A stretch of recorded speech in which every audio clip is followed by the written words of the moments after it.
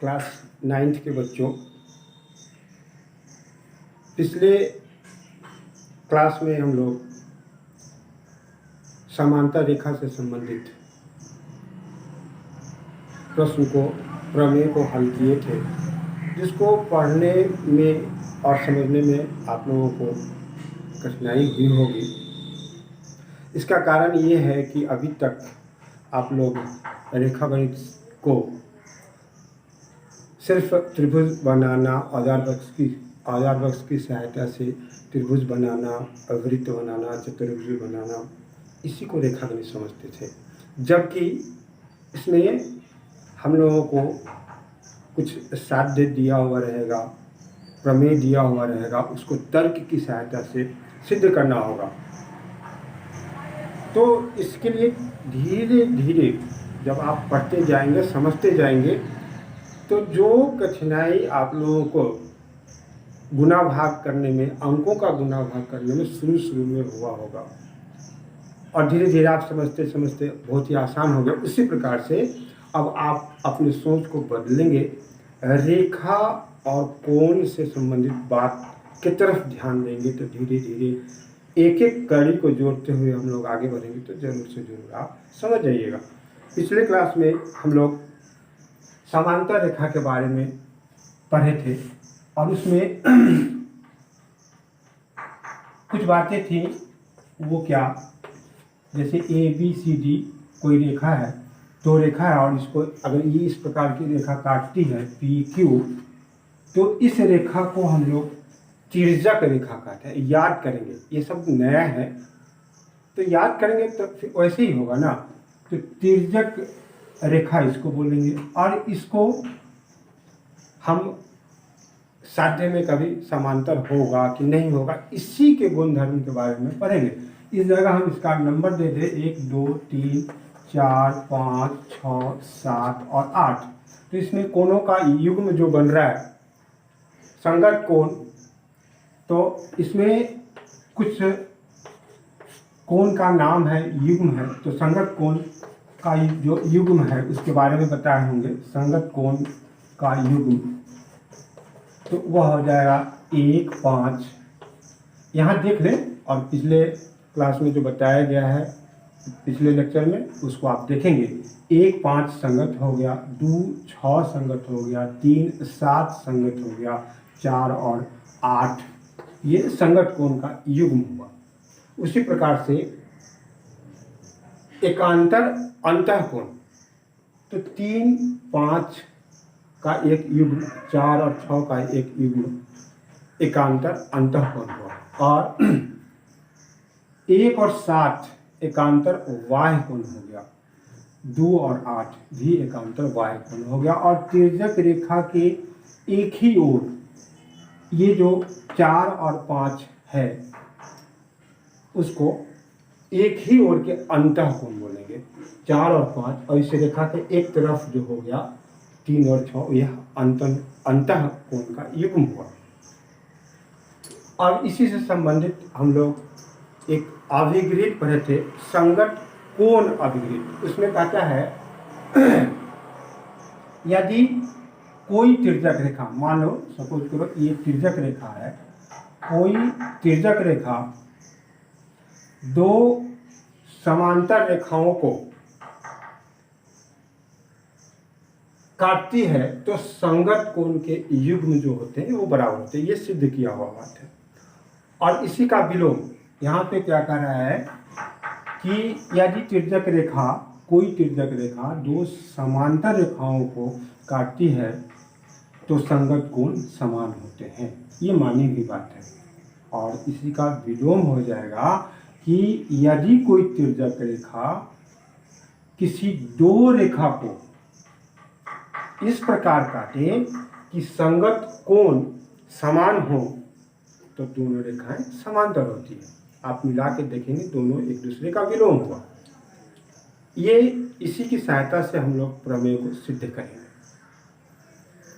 यहाँ इस क्रम में एक प्रमेय हम लोग दिए थे, पढ़ चुके हैं कि यदि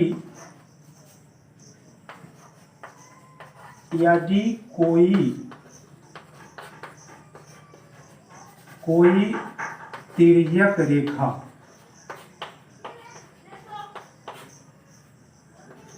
दो समांतर रेखाओं को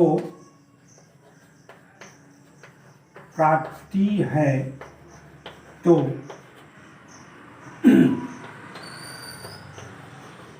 एकांतर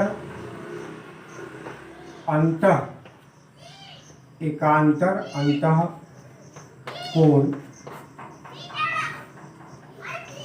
समान होते हैं। इसको हम लोग सिद्ध करके आ चुके हैं। फिर भी इसको देख ले, इसमें कहा क्या रहा है, ए बी सी डी, ये दो समांतर रेखा है। गौर से देखें यहाँ पे, ये दो समांतर रेखा है और इसको कोई तिर्यक रेखा काट रही है। अब इस तिर्यक रेखा का कुछ नाम दे देंगे, पी क्यू, और वो किस बिंदु पे दोनों को काट रही है, तो एम और एन बिंदु पर काट रही है। तो इसका आप नंबर दे देंगे 1 2 3 4 5 6 7 और 8। तो यहाँ ये दोनों समांतर रेखा है और इसको तिर्यक रेखा काट रही है। तो सीधे क्या करना है, गौर से देखो यहाँ पे, सिद्ध करना है कि एकांतर अंतःकोण समान होते हैं।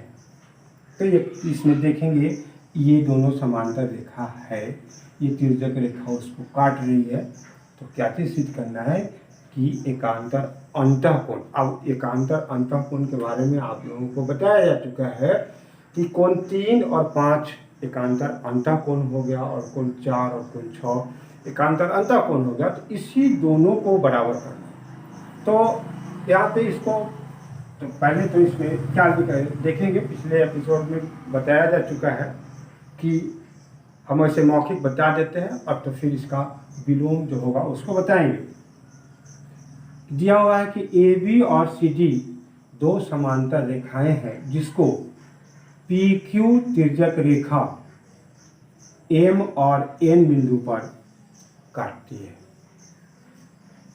सिद्ध करना है, यहाँ पे क्या चीज सिद्ध करना है कि एकांतर अंतःकोण बराबर। सिद्ध करना है नंबर 1, कोण 3 बराबर कोण 5, कोण 4 बराबर कोण 6।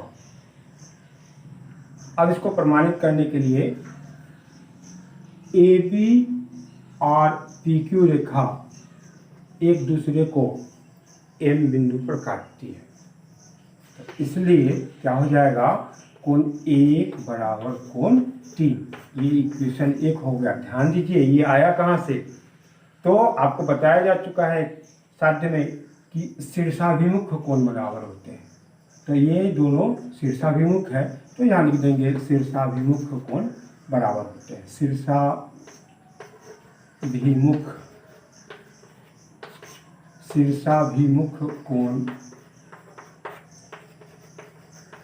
कोण है।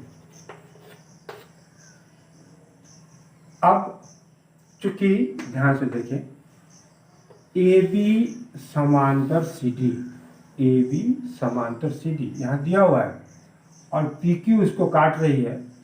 तो कोण 1 बराबर कोण 5, ये संगत कोण अभिकृत है। तो उस नियम से क्या हो जाएगा, कोण 1 बराबर कोण 5, ये आपका दूसरा हो गया। ये कहाँ से आ गया, तो संगत कोण अभिगृहित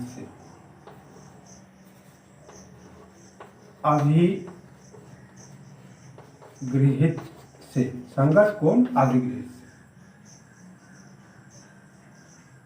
तो अब 1 और 2 को हम लोग तुलना करेंगे तो इसका LHS बराबर है तो हट जाएगा। तो फिर को क्या हो जाएगा, कोण 3 बराबर कोण 5। देखो ये जो हम लोगों को 2 सिद्ध करना था, एकांतर अंतःकोण 3 5 के बराबर सिद्ध करना था, जो हम लोग सिद्ध कर चुके, और 4 6 के बराबर सिद्ध करना था। तो इसके लिए लिख देंगे, इसी प्रकार सिद्ध कर सकते हैं, ऊपर वाले के तर्क के द्वारा ही सिद्ध कर सकते हैं कि कोण 4 बराबर कोण 6। ये हो गया जो अभी लिखा गया हुआ प्रमेय दिया गया हुआ है, उसको हम समझा दिए। अब इसका विलोम भी होता है, प्रत्येक प्रमेय का एक विलोम होगा जो आपको दिया हुआ रहेगा, लेकिन यहाँ अब आप खुद इसका एक विलोम बनाएं, देखें कि हम विलोम बना सकते हैं कि नहीं। तो इस समांतर रेखा को हम हटा दें, ये तिर्यक रेखा रहने दें, और ये 2 यहाँ पे लिखें 2 या कोई 2 कर दे। यदि कोई तिर्यक रेखा किसी 2 रेखाओं को काटती है, तो यहाँ पे किस प्रकार से काटे, इस प्रकार काटे, कंडीशनल है, वो हम लिख के बताते हैं। देखें, वैसे कंफ्यूज हो जाएंगे।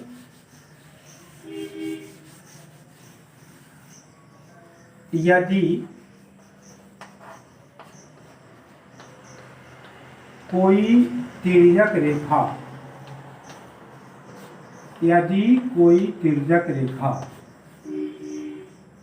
2 रेखाओं, यहाँ समांतर शब्द नहीं दिया गया, 2 रेखाओं को इस प्रकार काटती है, 2 रेखाओं को इस प्रकार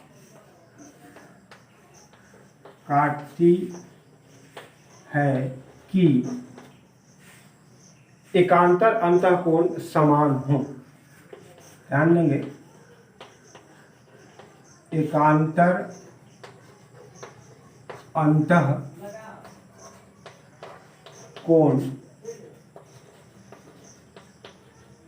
समान हो तो वे दोनों रेखाएं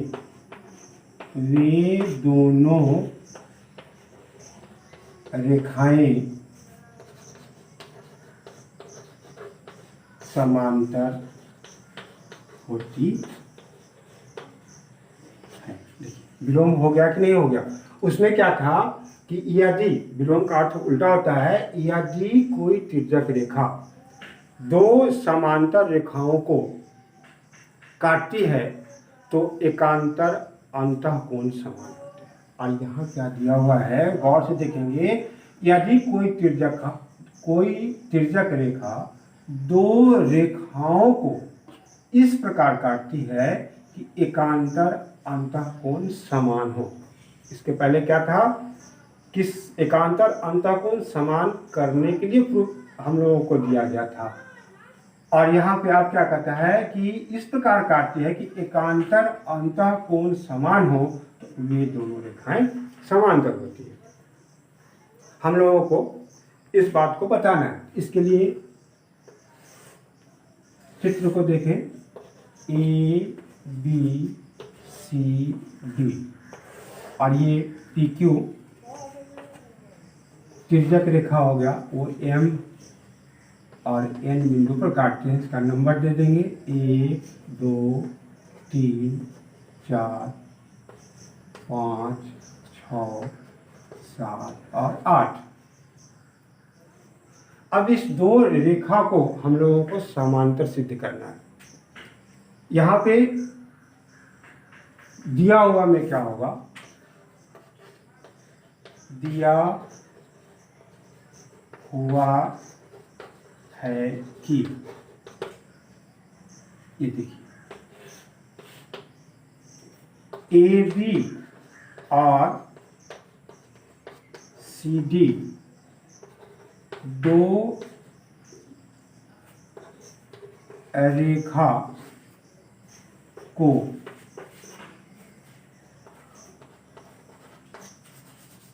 PQ तिर्यक रेखा इस प्रकार काटती है, इस प्रकार काटती है कि, अब किस प्रकार काटती है कि कोण 3 बराबर कोण 5, कह रहा है कि एकांतर कोण समान हो। गौर से देखेंगे, ये कंडीशन कह रहा है कि काटना तो है, लेकिन किस प्रकार कंडीशन से काटती है कि एकांतर कोण समान। तो एकांतर कोण आपके पास क्या चीज़ का है, 3 और 5 एकांतर हो गया, 4 और 6 एकांतर हो गया। इस प्रकार काटती है कि कोण 3 बराबर कोण 5। 4 के बारे में भी लिख सकते हैं, कोण 4 बराबर कोण 6। सीधे क्या करना है, सिद्ध करना है कि ए बी समांतर सी डी। देखिए यहाँ पे ये क्या लिखा हुआ है, तो वे दोनों रेखाएं समांतर होंगी। तो वे दोनों रेखाएं, यही सिद्ध करने में यहाँ लिखा हुआ है। किस दो रेखा के बारे में, तो ये ए बी और सी डी रेखा के बारे में कहा जा रहा है। तो इसी को हम लोग, इस बात को ए बी समांतर सी डी आपको सिद्ध करके बताना है। अब ये होगा कैसे, दो रेखाओं को समांतर सिद्ध करने के लिए जो संगत कोण बताया गया है उसको समझेंगे। संगत कोण को समान करना पड़ेगा। कोण 1 और कोण 5 संगत हो गया, इस दोनों को बराबर करके आपको बताना पड़ेगा, नहीं तो कोई 4 और 8 को भी बराबर कर देंगे फिर भी वो समांतर हो जाएगा। कोण 2 और 6 को भी बराबर कर देंगे फिर भी समांतर होगा। 3 और 7 को बराबर कर देंगे फिर भी समांतर होगा। क्या है कि कहता है कि संगत कोण बराबर अगर है तो दोनों रेखा समांतर होती है। तो इसके लिए हम लोग अब देखें किस प्रकार से होता है।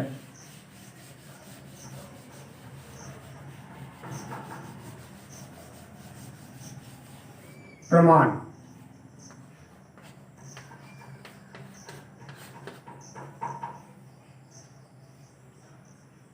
ए बी और पी क्यू हम लोगों का उद्देश्य है कोण 1 और 5 को बराबर करना। इसको अगर हम बराबर कर देते हैं तो दोनों वो संगत कोण होगा, और संगत कोण जब भी बराबर होगा तो वो दोनों रेखाएं समांतर हो जाएगी। तो उद्देश्य हम लोगों का क्या होगा, कोण 1 और कोण 5 को बराबर करना।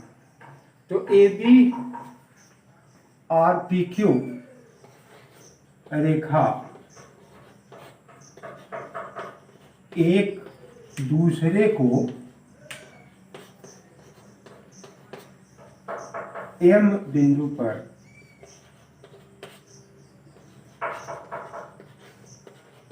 प्रतिच्छेद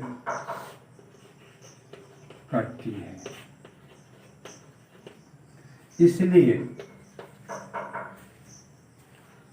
कोण 1 बराबर कोण 3 शीर्षाभिमुख, समीकरण 1 कर देंगे।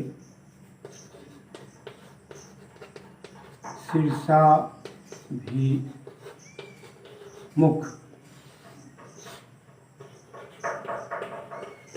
कोण है।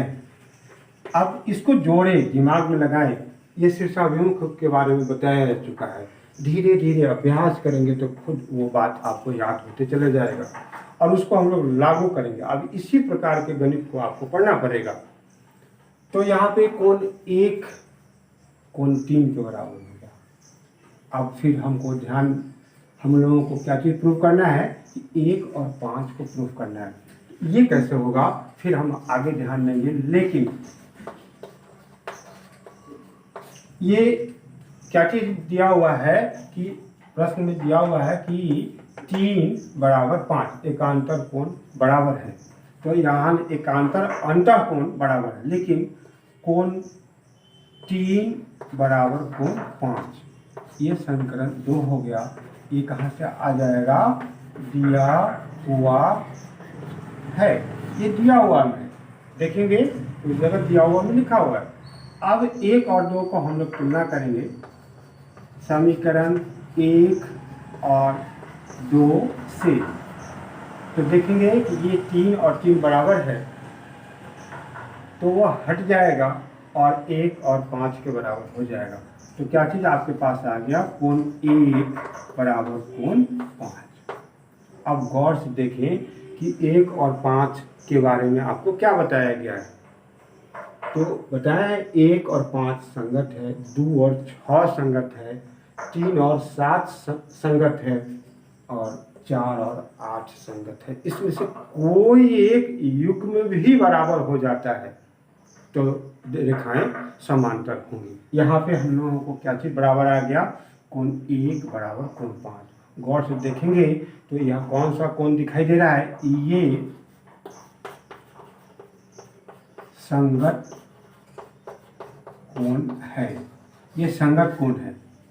जब संगत कोण बराबर हो गया इसका मतलब दोनों रेखाएं समांतर होंगी, इसलिए ए बी समांतर सी डी, इसलिए ए बी समांतर सी डी। यही आपको प्रूव करना था, ये हम लोग प्रूव कर दिए। अब फिर आगे की बात आगे क्लास में।